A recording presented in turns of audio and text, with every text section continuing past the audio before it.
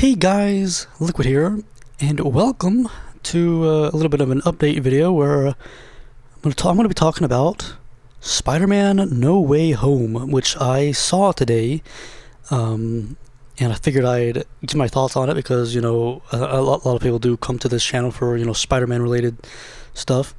And so I will be getting into spoilers and whatnot pretty quickly, but just to give some brief exposition or whatever, I actually went into this not knowing pretty much anything about it. I intentionally avoided any trailers and all that stuff.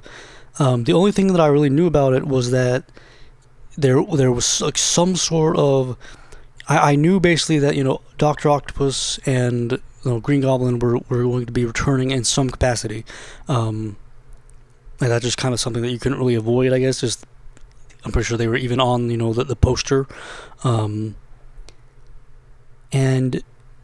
it's because of that fact that that's really the only reason I saw the movie in the first place, honestly, because I really have not kept up with the the MCU, the Marvel Cinematic Universe.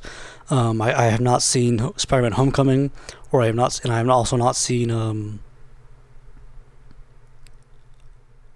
Far From Home, I think is the other one. But because this one, did have returning characters from the Raimi trilogy, I figured it was a bit more special than the others, so I figured I would check it out. And as someone who hasn't seen really any other movie, like many other movies in the Marvel Cinematic Universe, I do feel like I was able to enjoy it without really just my general kind of basic comic book knowledge, for the most part, was able to fill in most of the gaps. And they kind of explained a lot as well. They don't really recap it, but like they did talk about there was enough kind of subtle exposition in the dialogue to like kind of catch you up on what happened in the previous movies. But for the most part, right, my general basic review is I did think it was a really nice love letter to the fans of the original, like the old movies, not only to to the Raimi trilogy, but also to the Andrew Garfield duology of Amazing Spider-Man and Amazing Spider-Man 2. But now I'm probably just going to start talking spoilers and whatnot. I will say I really did not know. Like I said, I basically avoided all spoilers, any plot, any information. I did not even watch any trailers or anything. And so I really, aside from Dr. Octopus and Green Goblin, I really did not know who was going to be in it. I know that there had been like a lot of speculation about whether or not Tobey Maguire was going to be in it, but I had heard like a lot of like talk about how they probably won't get Tobey back in because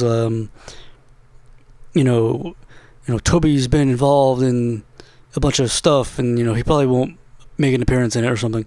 And so I really didn't know what to expect. If I figured if he was in it, it was gonna be like maybe like a 2-second cameo, or just like a flash. Like this is what Spider-Man could have been in an alternate universe, and it was like a a little picture of Tobey Maguire or something like that. But we actually got the full deal, like Tom, what's his name? Tom Holland, and Andrew Garfield and Tobey Maguire working together, which was honestly, it was when Tobey first shows up, I had such a big smile on my face. Like it was really nice. And also, not even when it comes to the Spider-Man, but also the villains. Like I said, I was only expecting. I really only knew about Ock and Goblin, so I was really surprised to see Electro and Sandman especially, actually, because there was a line, because I was kind of trying to think it like, because in my mind, right, um, I think there's a line early on where Doc Ock, before the Green Goblin even shows up, Doc Ock basically says something like, "Oh no, oh yeah, you stole my reactor," and he also says like, Osborn,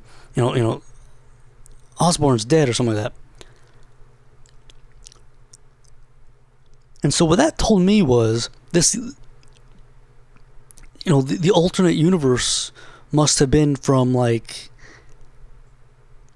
a time period before Spider-Man 3, because if Ock's still alive, trying to fix his machine, man, and the Goblin's dead, so that would make sense. That would mean to me that it takes place at sometime before the end of Spider-Man 2, if you get what I'm saying.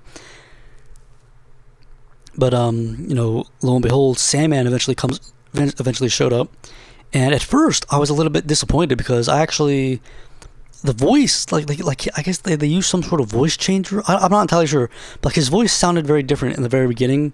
Like I think it might have been because like he was like in mega form, and so I was thinking, oh man, they got another actor for the Sandman. Oh man, I guess like it happens, but it would have been really cool if they had Thomas Hayden Church. And then later on, he turns back into like normal, and it was indeed Thomas Hayden Church, and which was pretty awesome. And also, even though I have not really seen, like, my memory of the Amazing Spider-Man movies is not very good, but they did actually get Rhys Ifans or whatever to play the Lizard again, even though you really only see him in his human form like for like a second or two. So yeah, like all the so really nice, like a fan service, I guess, to see everybody come back. I will say, I do think that some of the fan service was laid on a little thick. Like there was a little, I guess, a little bit on the nose, especially when it comes to the dialogue. Like when Norman Osborn says something like, "I'm something of a scientist myself." I cringed. I seriously cringed at that. Like I know like a lot of people are probably like oh man, that's all so awesome. They reference the old series, but it's like seriously, like the movie, like the movie itself is a reference to the old series. Like it really, like it just made me cringe. And another thing, right? This is just like a little rant. Not really into this movie in particular, but just in general, I find that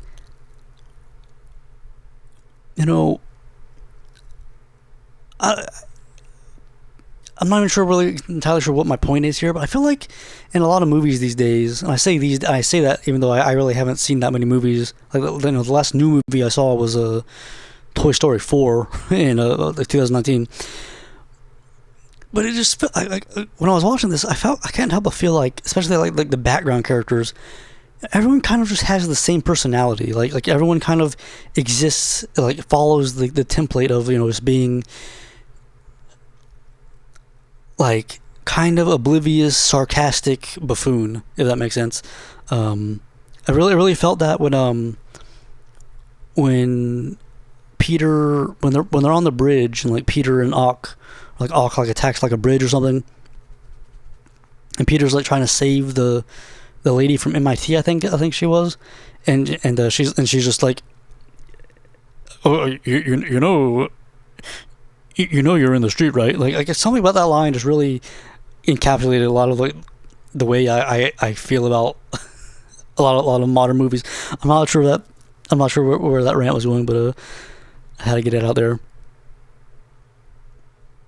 And one other thing is, while like I said, I don't mean to like it was a nice movie and whatnot, but I kind of disagreed with the whole premise of the movie, that like if some sort of rift to an alternate universe opens up and people start coming in to our universe from the multiverse, I really don't think it's a bad thing just to send them back. Like I really don't think we have any obligation. Like the whole premise that it's like we need to take on. Like I'm not trying to make this about like some allegory for like illegal immigration or anything, but like seriously, I'm like, what? We have no response. Like, send them back to their own universe. Like, seriously, there's no harm in doing that. Like, there's I don't really see where the responsibility comes in, like to take care of these people. Yeah, like I really like there was one line about what was it like? I think Andrew Garfield says because Peter comes out and like because Andrew's already wearing his Spider-Man suit, which I was able to identify that before he took his mask off, I was able to like recognize that the suit was different. And so I was able to, kind of figure out that was Andrew Garfield before he actually took his mask off. But I really liked, and how, and so Peter, Tobey Maguire's character, Tobey Maguire's Peter, for like the first, while that he's on screen, he's mainly just wearing like this kind of some casual clothes or whatever. And Andrew Garfield basically says to Toby, are you going to do battle in dressed like a youth pastor? Which I thought was pretty funny. Which actually,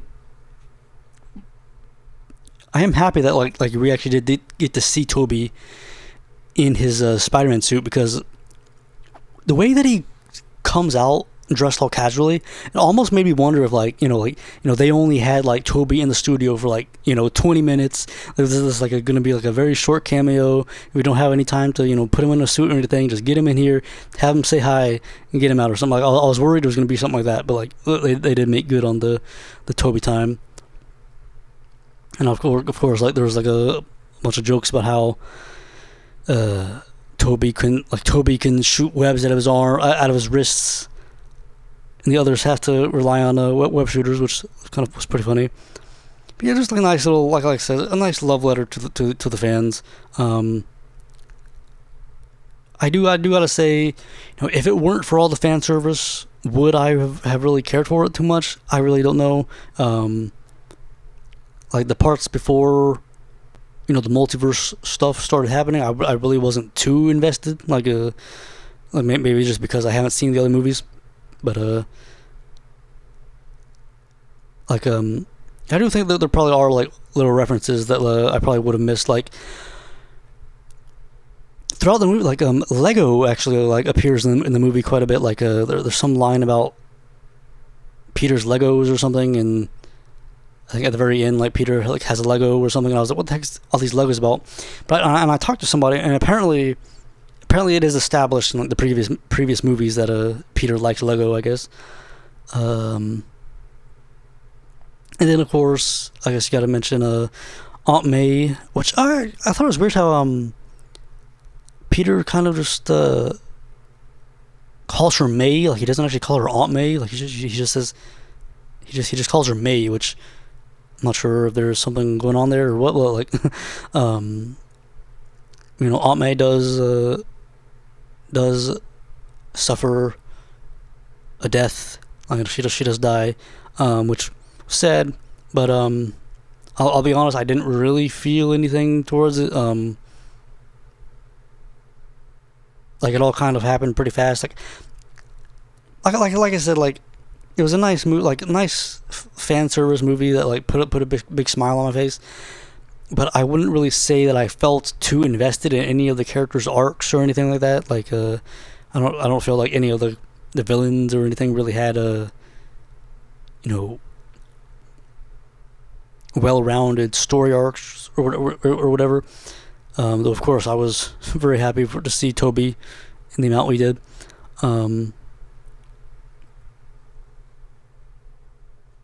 I did think it was a cute little thing where there's like a scene where Andrew Garfield's Spider-Man saves MJ, and you could see that he's like really anguished about it because I guess in his universe he had failed to save Gwen, and so I guess he didn't want that to happen again. But yeah, folks, that's my thoughts, my initial thoughts, I say initial, like it's been like maybe a few hours since I got back from the theater, but I enjoyed it, like for what it was, like as a like I said, nice love letter to the fans. Um, there was a couple trailers for the trailers that were in front of the movie. They had a trailer for Sonic 2, which I think was the same trailer that was shown at the Game Awards recently. Which honestly, I gotta say, it was a nice little trailer. Like if you're a fan of Sonic, like you would probably watch it and like say, "Oh, that's a cute little trailer." But watching it, because I watched the Game Awards recently, and they showed that trailer, and I was like, "Oh man, that's a pretty neat trailer." But watching it in the theater with a bunch of like random people who may or may not know about Sonic, I couldn't help but find that trailer really cringeworthy. Like just thinking like, oh man, like for someone who doesn't know what Sonic the Hedgehog is, seeing this trailer probably is one of the most nonsense things you would see. Like it would probably make no sense. They had a trailer for the Uncharted movie, which looks kind of interesting, I guess. And also they had a trailer for it was like a trailer about Morbius, I think. The Morbius, the vampire. Which I remember seeing him in like the Spider-Man the animated series, but I didn't actually know they were gonna be making a movie about him. And the trailer actually looked kind of cool from what I saw. And also they had a trailer for the new Fantastic Beasts and Where to Find Them or whatever. Like it's like Dumbledore's Army, Dumbledore's Rise, or some of that. The history of Dumbledore. I can't remember what it's called, but it looked kind of neat as well, I guess. But yeah, folks, that's my thoughts on Spider-Man: No Way Home. Like a good movie. Like if you have not watched it, but or for some reason watching this video, I say go check it out, especially if you're a fan of the old Spider-Man movies. Like some really good fan service. But hope you guys enjoyed. And till next time, look it out.